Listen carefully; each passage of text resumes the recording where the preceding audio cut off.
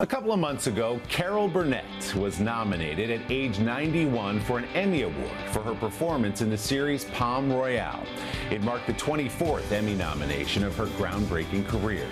But the mountain of Emmy Awards, the Grammy, the Tony, the Mark Twain Prize, and the Presidential Medal of Freedom only begin to tell the story of Burnett's impact on American culture over her 70 years in show business. The Carol Burnett Show made her an icon. And nearly a half-century after the end of that program, Burnett remains every bit a star. Carol and I got together in New York earlier this year for a very special Sunday Sit-Down. Good morning. This is such a thrill, Carol. Thank you. The story of Carol Burnett's long and legendary career begins at the movies. Good morning to you. My grandmother and I, we would save our pennies and go to the movies. That was my outlet, my fantasy. Watching Mickey Rooney and Judy Garland up there singing, I was so naive that good things would happen because they always happened in the movies. So I never doubted that I wasn't going to somehow succeed. Success came first on Broadway and then famously on television. Saw it in the window and I just couldn't resist it. Where the Carol Burnett Show ran for 11 seasons to an average audience of 30 million viewers. Any other questions? Including a special one, her grandmother, who got a tug of the ear at the end of every episode. Today, at 91, Burnett still commands the small screen, most recently with her Emmy-nominated performance in the splashy Apple TV Plus series Palm Royale. Burnett plays Norma Delacorte, the matriarch of glamorous Palm Beach society in 1969. Robert, shake me another martini, and then let's play doctor. There's just one catch. In the first 3 episodes, poor Norma is in a coma. But it was kind of strange for me as an actor. I'd get up at 5 in the morning, go to the set, get made up, and then go back to bed. And I got paid. Easy money. Just to do this.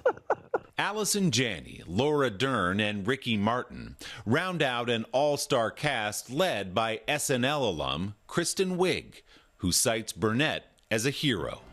You don't have the guts, the pizzazz, that do-or-die sparkle. But I could have it in me. It's a comedy, but then it gets dark in There's a certain darkness, areas, yes. which is a lot of fun. People who aren't very nice, it's kind of fun to play them. I bet. Like Miss Hannigan and Annie, she wasn't nice, but I loved playing her. Why any kid would want to be an orphan is beyond me. Burnett's life is its own rags to riches story. Born poor in Texas to alcoholic parents, she was raised by her grandmother in Hollywood, where the pair shared a one-room apartment. I slept on the couch for 21 years. And then I went to New York and got a cot. Burnett's move east was funded by an anonymous donor who saw Burnett, then a theater student at UCLA, perform at a party. On her first night in New York, Burnett got a sign she had come to the right place. Then it started to rain. Good things had happened to me a lot when it rained. And I turned on the radio and it said, Hurricane Carol is hitting New York. No. Look it up. August 1954. I got here and I was lucky enough to get a cot at the rehearsal club, a boarding house for young women who wanted to be in the theater. Each one of my roommates was like out of central casting, and I was the hick. But I learned from these girls how to pursue auditions and so forth. You know? Within 5 years, Burnett had a starring role on Broadway in Once Upon a Mattress and a spot on The Gary Moore Show on CBS. Say something. Anything. Howdy. Her performance on that program earned Burnett her first Emmy in 1962. It also earned her a 10-year contract that stipulated Burnett could host 31-hour episodes of her own variety show. When she called in that clause, a CBS executive balked. He said, but you know, Carol, comedy variety is a man's game.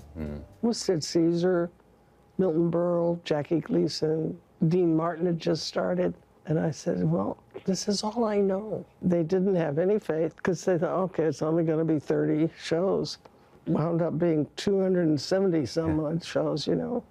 The Carol Burnett Show premiered in 1967 and went on to win 25 Primetime Emmy Awards. I was watching old clips of your show. Why don't we have another kid? It just looked like you all were having so much fun, the way you'd break each other up. Well, I never wanted to stop tape. We never broke up on purpose, never. Most of the time it was Tim Conway's fault. Yes. Look at the dentist sketch. That's maybe 45 years old. And I dare anybody to watch it today and not lose it. Funny is funny. The United States honors Carol Burnett for enhancing the lives of millions of Americans and for her... Burnett has been honored by presidents and last year at a star-studded 90th birthday special on NBC. But her favorite interactions with fans are the ones the rest of us don't see. I'm getting fan mail from 10-year-olds. Sometimes I'll call them. Really? One little girl just recently got the lead in Once Upon a Mattress in her grammar school. And she left her phone number and address. So I thought, instead of writing her, I'm just going to pick up the phone and call her. She was shocked. Of course. You know. If I were to say to you, Carol, your legacy, not just in comedy, but in American culture is blank, how would you answer? Okay, there's a quote. People may forget what you said, forget what you did, but they'll never forget how you made them feel. So I'm hoping that I made them feel good at times when they were down. They needed a laugh. What an absolute privilege and a joy to spend the day with Carol. If you haven't seen Palm Royale, it is streaming on Apple TV Plus with a second season already in the works. Our thanks again to So-and-So's inside the Romer Hell's Kitchen Hotel in New York for hosting our conversation. Don't forget to subscribe to the Sunday Sit-Down podcast to hear the full extended interview with Carol Burnett, full of stories from a life in show business. You can find our conversation wherever you get your podcasts. Hey, thanks for watching. Don't miss the Today Show every weekday at 11 a.m. Eastern, 8 Pacific on our streaming channel, Today All Day. To watch, head to today.com/allday or click the link right here.